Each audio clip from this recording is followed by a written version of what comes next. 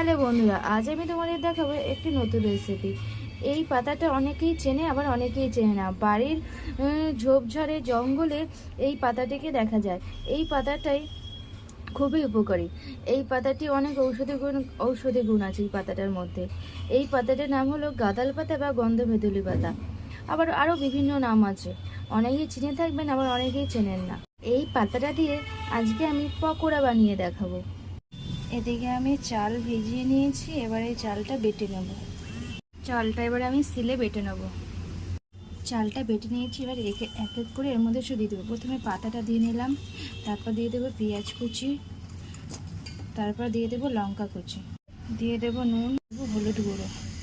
আমি এটা ভালো করে মেখে নেব।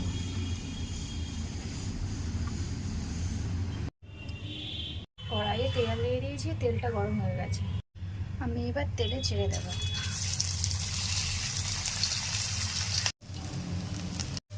একদিকটা ভাজা হয়ে গেছে, আমি উল্টে দিয়েছি। পকোড়া কমপ্লিট।